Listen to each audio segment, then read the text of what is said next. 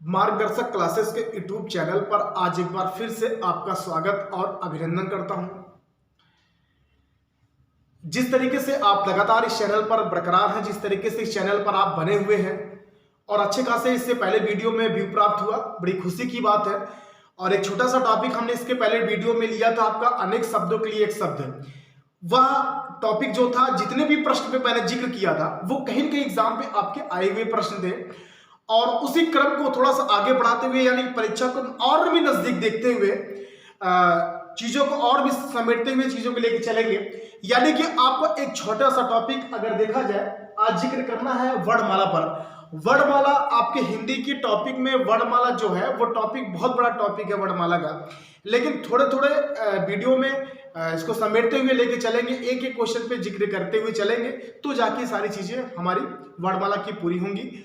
और वर्णमाला से आप कोई भी पेपर अगर आप दोगे, अगर हिंदी आती है, चाहे यूपीएससी के तहत हो या आपका बीएड एंट्रेंस एग्जाम हो या आपका पेट हो, वर्णमाला से आप जान लीजिए कि आपका एक दो प्रश्न आपका पूरी निश्चित ही है। और जितने प्रश्न का आज मैं जिक्र करने चल रहा हूं, ये कहीं न कहीं आपसे एग्जाम में पूछे ही गए हैं। ठीक है, तो बने रहिएगा इस चैनल पर। और आपको कुछ नहीं करना, बस ये जितने भी देर की वीडियो होगी, केवल एक बार आपको पूरी वीडियो देखना है और कुछ नहीं करना है। ठीक है, अगर पसंद आएगा तो शेयर लाइक करना, नहीं तो आप खुद अपने लिए अपने रखे रहना। ठीक है, चलिए आगे ध्यान दीजिएगा। सबसे पहले वर्णमाला की बात करते हैं। तो कभी कभी हमारे दिन खराब होते हैं, वर्णमाला की परिभाषा ही पूछ लेता है। ठीक है, वर्णमाला की परिभाषा ही पूछ लेता है। आदित्य पब्लिकेशन आप बुक उठाओगे तो वहां से प्रश्न ये बना है कि वर्णमाला किसे कहते हैं। ठीक है, तो ध्यान दीजिएगा, जैसे एक फूलों की माला होती है, ठीक है, जैसे एक फूल की माला को हम क्या करते हैं, गूंथ गूंथ के बनाते हैं ना, यानी एक एक माला को हम लोग गूंथ गूंथ के क्या करते हैं, पूरे एक एक फूल को गूंथ करके एक पूरी माला बनाते हैं। उसी तरीके से हमारी जो वर्णमाला है, यानी जो हमारी वर्णों की एक माला बनाई जाती है, वही क्या है आपका वर्णमाला। यानी कि अगर परिभाषा में इसको रखें, परिभाषा में अगर व्यवस्थित करें, तो वर्णों के व्यवस्थित समूह को ही क्या कहते हैं, वर्णमाला कहते हैं। आप अपने से भी बना सकते हैं चीजों को, लेकिन किताबी भाषा से जाएंगे थोड़ा सा कठिन आपको दिखेगा, लेकिन आप अपने ऑब्जेक्ट औपचारिकता बनाएंगे तो वो चीजें अलग दिखेंगी। यानी कहने का मतलब, वर्णों के व्यवस्थित क्रम, वर्णों के व्यवस्थित रूप, वर्णों के व्यवस्थित क्रम को जो है वही क्या आपके वर्णमाला है। यानी कि वर्णों के व्यवस्थित क्रम को ही क्या कहते हैं, वर्णमाला कहते हैं। ठीक है, जैसे वर्णों की माला वैसे फूलों की माला। ठीक है, यानी कि एक एक चीज को हमको क्या करना है, यहाँ पर व्यवस्थित करके मैंने रखा है और उसी चीज को आपके दिमाग में डाल देना है। ठीक है, ध्यान दीजिएगा, बस सुनते चलिएगा, आगे मत बढ़ाइएगा, चीजों पे एक एक करके एक एक स्टेप आपको बताएंगे यहां से। ठीक है, चलिए चलते हैं, शुरू करते हैं। सबसे पहले अगर हम बात करें, आपके पूरे वर्णमाला में जो वर्णों की माला है वो कुल कितने हैं, कितने वर्ड टोटल है। ठीक है, तो सबसे पहले क्वेश्चन आपसे पूछा जाता है, ये टोटल वर्ड कितने आपके 52 है। कितने, 52 है। कितने भैया, 52 है। तो कभी कभी देखो, कभी कभी हम लोग को ये नहीं समझ में आता ये 52 वर्ड कैसे हम किसी को बताएं कि 52 वर्ड कैसे पूरे कर रहे हैं। ठीक है, तो ध्यान दीजिएगा, जहां मैंने ये आपकी घेरा बनाया है, ये जितने भी घेरे आप में दिख रहे हैं, ये सारे क्या है, व्यंजन है। यानी कि का से लेकर मां तक सारे क्या है, व्यंजन है। ठीक है, इसके जिक्र बाद में करेंगे, पहले ऊपर चलते हैं। ऊपर मैंने आपके लिखे हैं स्वर। ठीक है, स्वर लिखे हैं, यानी कि आपसे पूछा जाएगा कि स्वरों की संख्या कितनी है। अगर आपसे पूछा जाएगा कि स्वरों की संख्या कितनी है, तो स्वरों की संख्या कितनी है आपकी, 11 है। कितने हैं, 11 है। अगर आपसे कुल स्वरों की संख्या पूछा जाता है, तो कुल स्वरों की संख्या कितनी है, 13 है। ठीक है, अगर आपसे स्वर की संख्या पूछा जाएगा तो कितने, 11 है। अगर आपसे पूछा जाएगा कि कुल स्वरों की संख्या कितने हैं, तो कितने, 13 है। वो 11 13 कैसे होंगे, ध्यान दीजिएगा, छोटा बड़ा छोटी बड़ी, छोटा उ बड़ा उ, री ए आई ओ औ। ठीक है, अंक आ। ठीक है, ध्यान दीजिएगा, यानी कि छोटा आ से लेकर औ तक ये आपके कितने हैं, 11। ये स्वर कितने हैं, 11। लेकिन कुल की संख्या की अगर बात करेगा तो ये दो जुड़ जाते हैं, अंक और आ, अंक और आ। ठीक है, यानी कि कुल मिला के आपके 13। और इसी अंक और आ को क्या कहते हैं, ध्यान दीजिएगा, बहुत बार एग्जाम में पूछा गया है, इसी अंक और आह को क्या कहते हैं, अयोगवाह। क्या कहते हैं भैया? अयोग्य वाह, यानी कि जिसका कोई योग्य ना हो, यानी स्वर में इसका योग्य ना माना गया हो, यानी अयोग्य माना गया हो, इसे क्या कहते हैं? अयोग्य वाह। ठीक है, अंक और आ। ठीक है, कभी कभी दिल खराब होता है, आपसे पूछ लेता है अयोग्य वाह की संख्या कितनी है, तो अयोग्य वाह की संख्या कितनी है? 2 है। कौन कौन सी? अंक और आ। ठीक है, और इस अंक को क्या कहते हैं? इसे कहते हैं अनुस्वर कहते हैं, और इसे क्या कहते हैं? इसे कहते हैं विसर्ग कहते हैं। क्या कहते हैं भैया? विसर्ग कहते हैं, विसर्ग कहते हैं इसे, और इसे क्या कहते हैं? अनुस्वर कहते हैं। ये बात सुनना, एक क्वेश्चन पे आपसे डिस्कशन करेंगे, ध्यान दीजिएगा। आगे चलते हैं। उसके बाद आपसे पूछा जाता है कि ये सारे हो गए, उसके बाद एक क्वेश्चन और पूछा जाता है कि उच्चारण के आधार पर स्वर कितने होते हैं? उच्चारण के आधार पर स्वर कितने होते हैं? अगर आपसे पूछा जाएगा कि उच्चारण के आधार पर स्वर कितने होते हैं, तो उच्चारण के आधार पर स्वर कितने होते हैं भैया? 10 होते हैं। कितने होते हैं? 10 होते हैं। ठीक है, 3 क्वेश्चन यहां से निकल के आ रहा है, ध्यान दीजिएगा। एक आपसे पूछा गया स्वर कितने होते हैं? 11। एक आपसे पूछा गया कुल स्वर कितने होते हैं? 13। एक आपसे पूछा जाएगा कि उच्चारण के आधार पर स्वर कितने होते हैं, तो कितने होते हैं आपके? 10 होते हैं। ठीक है, अब 10 वो कैसे होते हैं? 10 में हम एक ये छोड़ते हैं और 2 ये छोड़ते हैं, यानी कि 3 छोड़ के और 10 ये लेते हैं। समझ आ रहा? यानी कि री और अंक और हा छोड़कर हम 10 क्या होते हैं? ये आपके उच्चारण के आधार पर स्वर माने जाते हैं। ये बात समझ आ रही? ध्यान दीजिएगा, यहां से एक प्रश्न आपसे बना है एग्जाम में। ठीक, चीजों को शॉर्टकट से लेके चलेंगे, जो भी एग्जाम में पूछा गया उसी प्रश्न में ज्यादा जिक्र करेंगे। ठीक है, आगे चलते हैं। अब आपसे इसी स्वर में आपसे पूछा जाता है कि इनका उच्चारण स्थान बताइए आप, यानी इनका उच्चारण स्थान बताइए कि कौन कौन से उच्चारण स्थान किसका किसका कहां पे है। यानी कि अगर बात करते हैं छोटा आ और बड़ा आ, छोटा आ और बड़ा आ, देखिए छोटा आ बड़ा आ का उच्चारण कहां से हो रहा है? आ करेंगे तो यहां गले से हो रहा है, यानी कहने का मतलब कंठ से। कहां से होगा? कंठ से। छोटा बड़ा का उच्चारण कहां से होगा? कंठ से होगा। छोटी ई और बड़ी का उच्चारण स्थान कहां से होगा? आपका तालु। तालु मतलब क्या होता है? जीभ। क्या होता है? जीभ। ठीक है, चलिए छोटी बड़ी का उच्चारण स्थान क्या होगा आपका? तालु होगा। छोटा ऊ और बड़ा ऊ, देखिए खुद देखिए, आप बोलिए जैसे उच्चारण करेंगे वैसे आपसे मुंह से निकलेगा। छोटा ऊ बड़ा ऊ, देखिए ऊ करेंगे ऊ ऊ। ठीक है, किसी ऊ करोगे तो चढ़ाएगा लगेगा, तो यानी कि आपको पढ़ना है, चढ़ाना नहीं है। यानी कि छोटा ऊ बड़ा ऊ, तो ऊ करेंगे तो ऊ जब करेंगे ओठ देखिए आपके बन रहे हैं, अगर जरा से कर दिया तो हु है ना, ध्यान दीजिएगा यह चीज। तो यानी कहने का मतलब छोटा ऊ और बड़ा ऊ का उच्चारण आपका स्थान कहां से होगा? ओठ से होगा। कहां से होगा भैया? ओठ से होगा। री, री का उच्चारण स्थान कहां से होता है? री से ऋषि, री का ऋषि स्थान कहां से होता है आपका? मूर्धा से। कहां से? मुर्दा, मुर्दा नहीं, ध्यान दीजिएगा, मुर्दा। ठीक है, चलिए क्लास में पढ़ाया जाता है तो बहुत लोग मुर्दे सुनते हैं, ध्यान दीजिएगा। यानी क्या ऋषि का होता है आपका? मूर्धा। री का उच्चारण स्थान किससे? मूर्धा से। अब कितने लोगों को ये समझ में नहीं आ रहा होगा कि ये मूर्धा क्या है? ठीक है, मूर्धा क्या? अब मैं आपको बता दूं मूर्धा क्या, यानी कि जो जीभ का ऊपर वाला भाग होता है, यानी जीभ का ऊपर वाला। कुछ लोग तो इसमें भी नहीं समझ पाएंगे कि ऊपर वाला नीचे वाला क्या भाग है जीभ का। अब बताते हैं, अगर आपने मार्केट में मोमोज खाया होगा, मोमोज खाए हो? नहीं खाए हो तो खा लेना। ठीक है, अगर आपने मोमोज खाया तो बहुत लोग क्या होते हैं, भूख लगी रहती है, बहुत तेजी से जाते हैं तो तुरंत एक उठाते हैं, एक मार देते हैं। ठीक है, और एक मार देते हैं, जो सबसे पहले जो भाग जलता है वही क्या है? मूर्धा। इससे अच्छा आपका एग्जाम्पल नहीं दे पाएंगे। यानी कि जब मोमोज खाते समय जो भाग सबसे पहले जलता है वही क्या है? मूर्धा। यानी जीभ का ऊपरी भाग आपका मूर्धा। ठीक है, यानी री का उच्चारण आपका स्थान मूर्धा से होता है। ठीक है, चलिए ये क्वेश्चन कई बार पूछा गया। ए और आई का उच्चारण स्थान कहां है? कंठ और तालु है। क्या भैया? कंठ और तालु। कंठ और तालु की मदद से आपका ए और आई का उच्चारण स्थान होता है। ओ और औ का उच्चारण स्थान कहां से? ओठ और कंठ, यानी ओष्ठ और कंठ की मदद से ओ और औ को हम बोल पाते हैं। ठीक है, किसको? ओ और औ को, ओ औ। ठीक है, समझ आ रहा? आगे चलते हैं। अंक और आ, ये तो बात समझ में आ गई, इसे अनुस्वर कहते हैं, इसे आपका विसर्ग कहते हैं। ये बातें समझ में आई? आगे चलते हैं। आगे आपसे पूछा जाएगा कि सबसे पहले आप बताइए कि स्पर्शी व्यंजन कितने होते हैं? स्पर्श व्यंजन। कभी कभी आपसे संख्या ही पूछ लेता है, जितने भी यूपीएससी छोटे छोटे वैकेंसियां होती हैं कभी कभी संख्या ही पूछ लेता है। यानी का से लेकर मा तक, यानी आपसे पूछा जाएगा कि स्पर्शी व्यंजन कुल कितने हैं, स्पर्शी व्यंजन कितने हैं, यानी स्पर्शी व्यंजन कितने हैं, टोटल कितने, 25। कितने हैं, 25। पहले बात तो यही जानिएगा।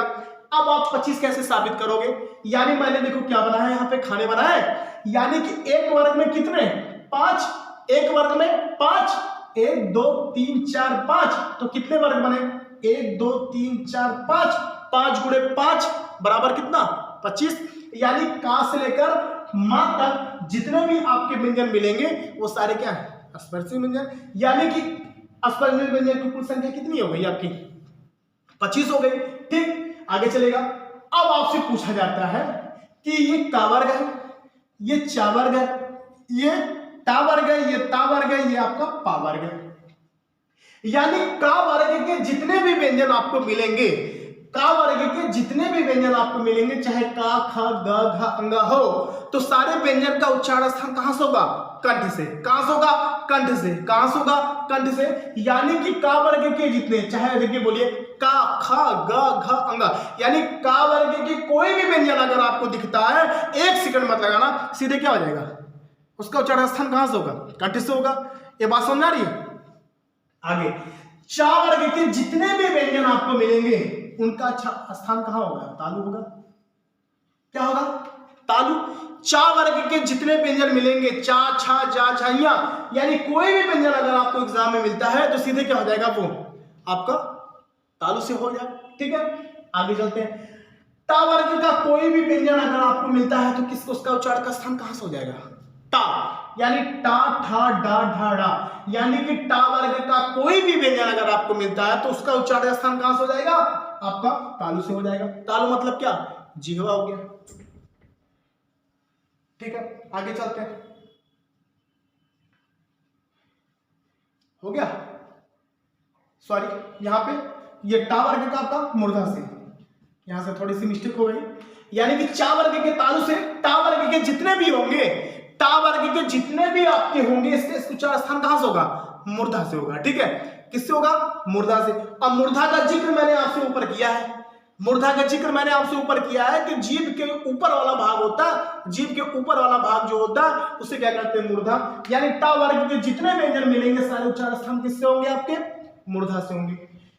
टा वर्ग का कोई भी व्यंजन अगर आपको दिखे, सारा उच्चारण स्थान किससे होगा, दंत से। किससे होगा भैया, दंत से। यानी बिना मदद के, बिना हम मदद के, किसके मदद के, बिना हम दांत की मदद से ता था दा धा ना, यानी ता वर्ग के जितने व्यंजन है बिना हम दंत की मदद से हम बोल नहीं सकते। ठीक है, अगर देखिए किसी का दांत अगर कटा हो तो उससे बुलवाइए, देखिए ढा ढा करेगा ना, ता था दा धा को क्या करेगा, ढा ढा करेगा। समझा ना, कभी बुलवाना मत कभी, नहीं तो मार खा जाओगे। ठीक है, ता था दा धा ना। आगे चलते हैं। पा वर्ग का कोई भी व्यंजन, पा वर्ग का कोई भी व्यंजन अगर आपको मिलता है तो सीधे क्या हो जाएगा, वो ओष्ठ से। कहां से, ओष्ठ से। यानी पा वर्ग का कोई भी व्यंजन अगर आपको दिखता है उसका उच्चारण स्थान कहां से हो जाएगा, आपका ओष्ठ से। यानी बिना ओष्ठ की मदद से हम पा फा बा भा यानी पा वर्ग का कोई भी व्यंजन हम बोल नहीं सकते। ये बात समझ आ रही है, ये बात समझ आ रहा है। यहां से आपको 1-2 क्वेश्चन आपको जरूर मिल जाएगा। आगे चलते हैं। एक इसी में पूछा जाता है अल्पप्राण, एक पूछा जाता है महाप्राण, एक पूछा जाता है आघोष, एक पूछा जाता है साघोष। साघोष को ही क्या कहते हैं, घोष। ठीक है, बड़ा कंफ्यूजन है, पूरी मकड़ी की जाल है। ठीक है, आगे चलते हैं। किसी भी वर्ग का पहला, तीसरा, पांचवा, यानी कि किसी भी वर्ग का जितना मैंने गोला किया, ध्यान से सुनिएगा, किसी भी वर्ग का पहला, तीसरा, पांचवा क्या हो जाएगा, यानी कि 135। ये क्या है आपका अल्पप्राण। क्या भैया, अल्पप्राण। यानी किसी भी वर्ग का पहला, तीसरा, पांचवा जो हो गया क्या होगा आपका अल्पप्राण। बाकी जो 2 बचते हैं, बाकी जो 2 बच रहे हैं वो क्या हो जाएगा, महाप्राण। ठीक है, बाकी जो आपके 2 यानी कि किसी भी वर्ग का दूसरा, चौथा क्या हो जाएगा, महाप्राण। क्या हो जाएगा, महाप्राण। और जो पहला, तीसरा, पांचवा हो जाएगा वो क्या हो जाएगा, अल्पप्राण। के बात समझ, किसी भी वर्ग का पहला, तीसरा, पांचवा अल्पप्राण, किसी भी वर्ग का दूसरा, चौथा क्या हो जाएगा, महाप्राण। ठीक, आगे चलते हैं। उसी में पूछा जाता है अघोष, इसी में पूछा जाता है सघोष। यानी किसी भी वर्ग का पहला दूसरा, किसी भी वर्ग का पहला दूसरा जो होगा वो क्या हो जाएगा आपका अघोष। किसी भी वर्ग का पहला दूसरा, यानी किसी भी वर्ग का पहला दूसरा जो व्यंजन होगा वो क्या हो जाएगा अघोष, और जो तीनों बचता है वो क्या हो जाएगा सघोष, और सघोष को ही क्या कहते हैं घोष। ये समझ में आ रहा ना, यानी सघोष को ही क्या कहते हैं घोष कहते हैं। किसी भी वर्ग का तीसरा चौथा पांचवा अगर आपको दिख जाए तो क्या हो जाएगा आपका सघोष, और सघोष को क्या कहते हैं घोष कहते हैं। कभी कभी एग्जाम में पूछा जाता है। ठीक, आगे चलते हैं। अब देखिएगा यहां तक तो बात रुकती नहीं, आगे भी चलते हैं। आगे आपसे पूछा जाएगा कि जरा भैया बताना कि अंतस्थ व्यंजन की संख्या कितनी होती है। छोटा सा क्वेश्चन आपसे एग्जाम में बहुत बार बना होगा, आपने पढ़ा भी होगा। रिवीजन होना बहुत जरूरी है, यानी कि आपके जितने पेपर लगे हैं सबके पेपर में आपको रिवीजन होना जरूरी है। यारा लावा, यारा लावा, यारा लावा नहीं, यारा कहां से लेके आए, यारा नहीं लाना, इसे नहीं पढ़ना। यारा लावा यानी कि जितने भी आपके चार ये दिख रहे हैं, चार क्या हैं आपके अंतस्थ व्यंजन। का भैया अंतस्थ व्यंजन, यानी अगर आपसे पूछे कि भैया बताओ अंतस्थ व्यंजन की संख्या कितना बा, तो कितना बा 4 बा। ठीक है, पढ़े कैसे बा, या रा ला वा, ये बात समझ रही। ठीक है, अब इसी में देखा निकल के 2 क्वेश्चन और आवत बा, कैसे आई, यानी कि अगर आपसे पूछी कि भैया बतावा तनी रा के हिंदी में का कहल जाला, रा के हिंदी में का कहल जाला, तो आपका आपके का जवाब होई, यानी रा के हिंदी में का कहा जाला, यानी रा के आपको हिंदी में क्या कहा जाता है भैया लुंठित व्यंजन। का कहा जाला लुंठित व्यंजन, बहुत बार एग्जाम में पूछल भाई। यानी कि अगर आपसे पूछी कि रा के हिंदी में का कहा जाला तो का कहा जाला ही लुंठित व्यंजन, और अगर आपसे पूछी कि ला को हिंदी में का कहा जाला तो ला को का कहा जाता है आपका पार्श्विक व्यंजन। समझ आ रहा है, बातें समझ में आ रही। यानी ला को क्या कहा जाता है आपका पार्श्विक व्यंजन, रा को क्या कहा जाता है लुंठित व्यंजन। ये बात समझ आ रही है, हो गया। अब आपसे अंतस्थ व्यंजन, आपके अंतस्थ व्यंजन मतलब होता है इसका पता नहीं चलता कहां से इसके व्यंजन को उच्चारण होता, इसलिए इसे आपके अंतस्थ व्यंजन के अंतर्गत रखा गया। और अंतस्थ व्यंजन की संख्या कितना बा 4 बा। आगे चलते हैं। अब आपसे पूछा जाएगा हिंदी में ऊष्म व्यंजन कितने हैं।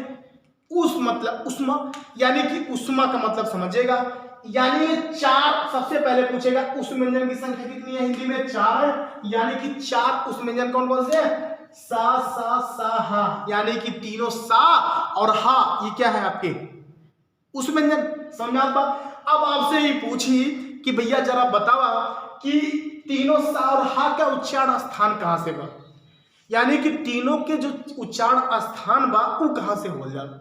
ठीक है, तो आपसे पूछी बड़ा सा के उच्चारण स्थान कहां से होता है, तो कहां से होता है तालु से। बड़ा सा के उच्चारण स्थान कहां से होता है आपके तालु से होता है। अगर आपसे पूछी कि खट्टी सा, यानी कि आपके जो खट्टी सा है उसका उच्चारण स्थान कहां से होता है, तो कहां से होता है आपके मूर्धा से होता है। अगर आपसे पूछी कि छोटा सा का उच्चारण स्थान कहां से होता है, तो कहां से होता है दंत से होता है। अगर आपसे पूछे कि भैया बताओ कि हा का उच्चारण स्थान कहां से होता है, तो कहां से होता है कंठ से होता है। यानी कि उच्चारण स्थान भी साथ लेके चलना है, बाकी 4 की संख्या क्या है आपकी उसमें व्यंजन है। यानी बड़ा सा का उच्चारण स्थान कहां से होता है आपके तालु से, मूर्धा सा से आपके मूर्धन, खट्टी सा का आपका मूर्धा से, छोटा सा का आपका दंत से, और हा का उच्चारण स्थान कहां से होता है कंठ से होता है। समझा रहा, रट डालिए, रटने से सारी चीजें समझ में आएगी। आगे चलते हैं। एक क्वेश्चन आपसे और बनेगा यहां से जा और फा, यानी आपसे पूछ जाएगा कि आगत व्यंजन की संख्या कितनी है, 2। कौन कौन सी, जा और फा, यानी आगत व्यंजन की संख्या कुल कितनी है 2, एक आपके जा एक आपके फा। ठीक, ध्यान दीजिएगा। आगे चलते हैं। अब आपसे पूछा जाएगा कि हिंदी में संयुक्त व्यंजन कितने होते हैं। संयुक्त मतलब 2 लोगों से मिलकर बना हो। यहां से अगर आपसे पूछा जाएगा कि संयुक्त व्यंजन की संख्या कितनी है, तो कितनी है 4 है। कौन कौन सी, छत, त्राई, या और सा। संयुक्त में आपसे 2 मिलकर बनता है, 2 और यहां से मिलकर बनेगा। का और सा से मिलकर आपका छा बनता है। आधा ता और रा से मिलकर आपका त्रा बनेगा। आधा जा और या से मिलकर आपका ज्ञा बनेगा। आधा सा और बड़ा सा, आधा और रा से मिलकर क्या बनेगा श्रमिक बनेगा। ये बात समझ रही है? एग्जाम में कई बार पूछा गया है, आपसे पूछ लेगा कि बड़ा सा का उच्चारण बड़ा सा श्रमिक वाला सरा किस संयुक्त व्यंजन से बनता है? आधा बड़ा सा और रा से मिलकर बनता है। ये बात समझा रही? तो क्वेश्चन आपसे कहीं भी एग्जाम में पूछा जा सकता है, पूरी तरीके से वर्णमाला मकड़ी की जाल है, एक वीडियो में समझ होने वाला नहीं है, एक बार में आप समझने वाले नहीं हो। यानी कि जितना पढ़ो उतने चीजें आपको समझ में आनी चाहिए, ठीक है? तो छोटे कंठस्थ करके वीडियो को बनाना है इतने, एक बार में आप चीजों को तैयार कर सके। अभी इसमें बहुत सारी चीजें आपको बतानी है। अब बहुत सारी चीज में आपको मैं बता दूं क्या क्या बताना है इसमें। अभी इसमें आपको स्वर के अंतर्गत इसके भेद बताने कि जिह्वा के आधार पर आपके स्वर, और उसके बाद आपसे यहाँ पे अग्र स्वर, मध्य स्वर, पश्च स्वर, ये स्वर हो गए। मूल स्वर कितने होते हैं ये पूछा जाता है। संवृत्त हो गया, अर्धवृत्त हो गया, विपरीत हो गया, व्यंजनों की संख्या कितने होते हैं, स्पर्शी व्यंजन की संख्या कुल कितने होते हैं, उस व्यंजन तो अभी मैंने बताया आपको। ये सारे प्रश्न आपके एग्जाम में बने हैं, सारे एग्जाम में आपके प्रश्न, ये सारे क्वेश्चन पूछे गए हैं, ठीक है? तो थोड़ा सा धैर्य रखिएगा, 2-3 वीडियो में इसको मिला के चर्चा किया जाएगा, ठीक है? तो आज के लिए इतना ही, बस आप लगे रहिए और वीडियो को बस एक बार अच्छे से ऐसे देख लीजिएगा। कोई दिक्कत, कोई समस्या होती है आप तुरंत क्लिक करिए, तुरंत आप कमेंट करिए, तुरंत बातों को अपने आप रखिए। समझ आ रहा ना? तो आज के लिए इतना ही। बाकी आज बकरीद का दिन, एक अच्छा दिन है, सभी लोगों को बकरीद की ढेर सारी शुभकामनाएं हमारे मुस्लिम भाइयों के लिए और सभी लोगों को, ठीक है? तो इसी के साथ आज के लिए इतना ही, धन्यवाद।